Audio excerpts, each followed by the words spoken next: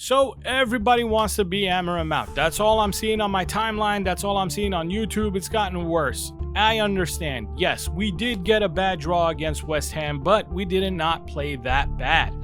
We were running the plays a little bit better than I'm used to seeing, and that's what I'm going to show you in this video. I don't want to waste your time, so I want to jump right in. I want you to see what I see against low blocks, what it is we were trying to do with our tactics, and the spaces that Ruben wants to attack. Let's jump right in. Let's start with this play, because in this play I can lay down the foundations of what we try to do when we go down the right wing or the left wing. And this one, I think we're going to go down the left side. So let's start here. Luke Shaw has the ball, and keep an eye on Cunha. Cunha takes a glance over to Delo, and then right away looks up at Xerxes and makes eye contact with Xerxes, and then takes off running forward. And that's when Xerxes starts to check back. This is a staple of the Ruben Amorim system. The players kind of run like pistons. When one goes forward, one goes back. There's always someone checking back to receive, and hopefully there's always someone that's threatening to run behind the line. That makes the defense have to stay honest. They can't just switch players mid-runs, because then there'll be too big a gap open behind the line. Let's look at that again. So Cunha makes eye contact with Xerxes, and as soon as Cunha passes over, you'll see Xerxes coming down into the open space to receive from Shaw. And now Cunha does have an open lane in zone 16 if Xerxes can find him, but also he can play out wide to Delo, which is what he did. When Delo gets the ball, you clearly see the triangle with Cunha, Xerxes, and Delo. And that circle that I circled there, that's zone 16, or around zone 16. That's what I've been talking about since the early days, since I started making these tactical videos. And if you're new to the channel, go check out those videos. I will link them to the end of this video. So stick around, and at the end, click on my Amorim Tactics playlist or my Amorim video, and you'll see what I'm talking about. Now, for the rest of this play, I want you to know that that's the zone we're trying to get in. Now, initially, Delo doesn't get us there. He passes it back to Bruno, and Bruno's the one who finds Cunha's run to zone 16. And here, actually, this is a very dangerous situation, and if it wasn't Aaron Wan-Bissaka there, Mr. Spider-Man with his legs that can, put in a tackle from behind and get the ball clean, that would have been super dangerous. Anybody but Aaron Wan-Bissaka, and I think Cunha gets a nice, pretty shot on goal there. And by the way, that's one of the options, is to get someone in that side of the box where Cunha just got tackled to get a shot on goal.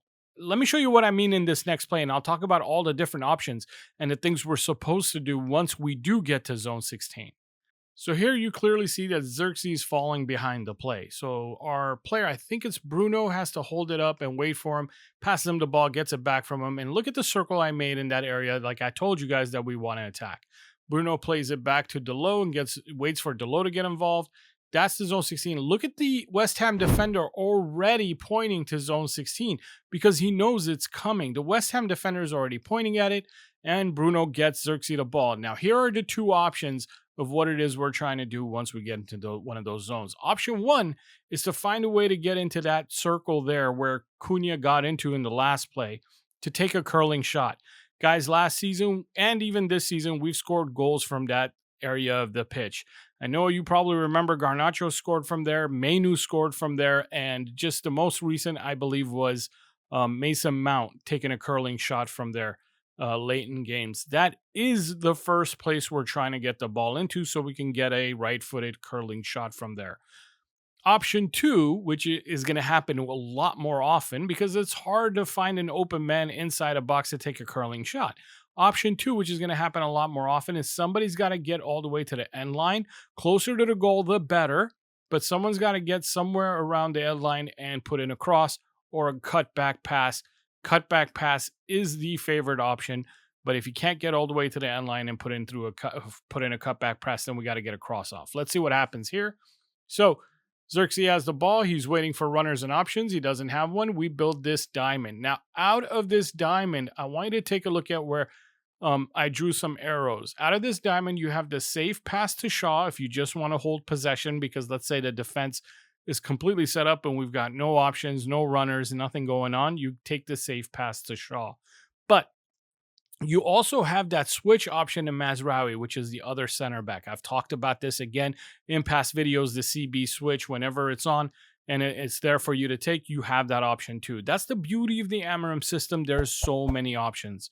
And if you don't know what I'm talking about when I say CB switch, just go watch my preseason tactical breakdown video. I believe it was the Bournemouth game or the Everton game in preseason. It's in there. All these videos that I'm talking about, by the way, are in the tactical playlist that, again, I'm going to link to the end of this video. So you've got the safe pass to Shaw option, and you've got the switch option to Mazraoui. Now, that doesn't mean they're going to take those options, but they're there. Now, you see the pass out wide again to Delo, and you start seeing Xerxes gesturing to Cunha to run behind him, and there's Cunha with the ball below, and he takes a beautiful touch to get past Wan-Bissaka and give himself that end line cross. Now, you would think that cross isn't dangerous, but check out what crosses like that do.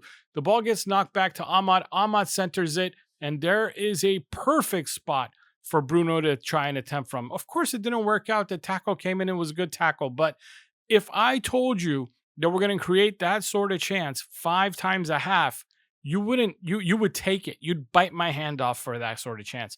And by the way, I also show here with a line where Casemiro and Mazraoui are standing to show you where the rest defense is, or where 2 people are standing where they can win the ball back early if something doesn't happen, or they're also there for a safe pass for Ahmad to pass into.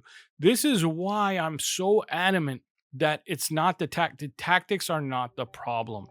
The squad isn't doing good enough. The squad's not finding the spaces a millisecond earlier, or taking advantage of these tactics and sending in better crosses, finding better runs, moving faster, making decisions quicker, whatever it is. I don't think the problem is the manager and his tactics. I will keep saying that, but Amorim out's a big movement right now. If we look at all the big YouTubers, every single guy, the big boys, guys way bigger than me, they're having thumbnails with Amorim out on it, or things of that nature that kind of give the same idea as Amorim out, if you will. Maybe they actually believe what they're saying, and they could actually believe what they're saying, and fair play to them. I get the frustration.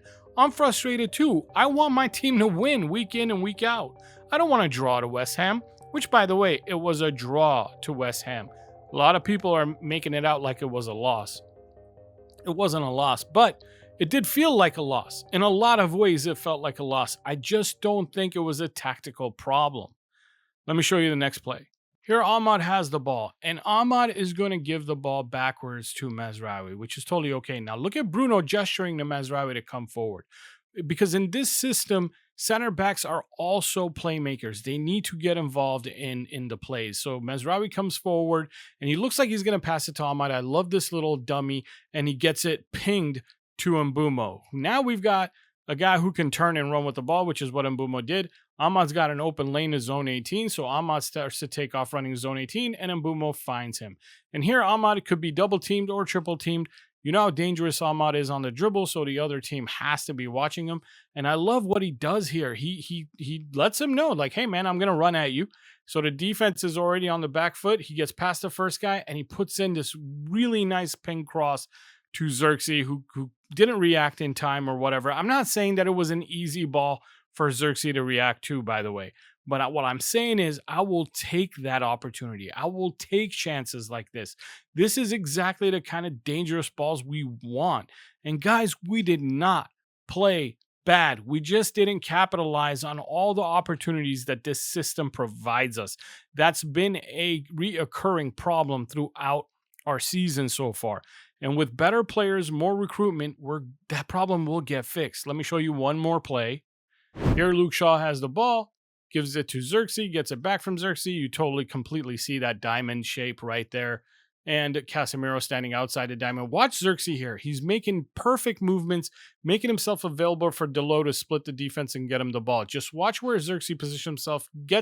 Delo gets him the ball. And now, if Cunha was a faster player, he'd probably lead Cunha with the pass here.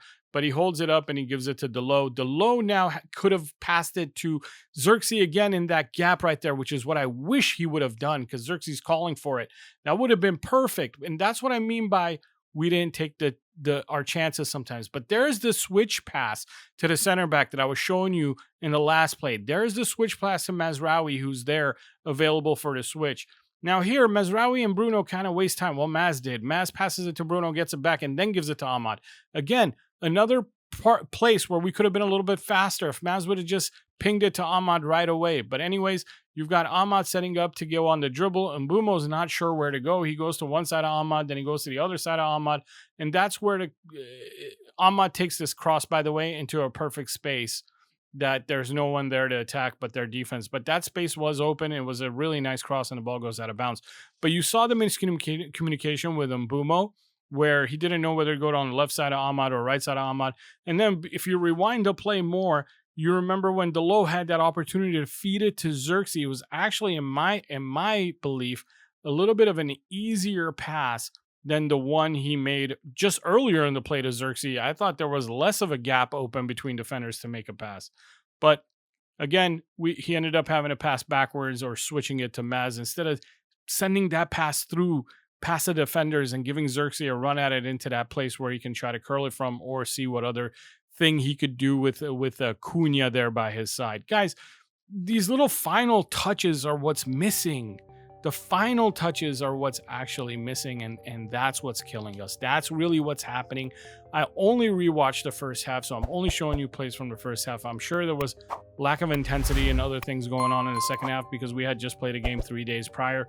I'm sure that we can all sit here and say that some of his substitutions weren't the best, but I'm pretty sure the manager's doing his best with what he has on the roster. I wish he had a better roster so that he didn't feel like he didn't have options off the bench to send in the game. And anybody who's criticizing his substitutions, I totally understand, and I get where you're coming from, and it is frustrating for me too to watch people come in the game that aren't really of a level or a standard. But I'm not sure that there's anyone on the bench who is of a high level that could have come in and helped us that game. Usually my tactics videos run longer than this one, and I apologize for that, but these games are coming pretty quick and it takes me a while to make these videos happen. So I'm going to leave it here, and we'll have a game on Monday, and I'll break that one down. Guys, I'm going to make a members video tomorrow that has plays from the second half of this game. I'm going to work on that right after I post this and get that members video out for the second half of this game to you guys tomorrow. Thank you very much for being here. If you're new to the channel, consider liking and subscribing, and also check out the tactics playlist. You'll see a lot more stuff and learn a lot more about the Ruben Amorim system. Thank you so much. I will see you soon. Let's win on Monday. Thanks.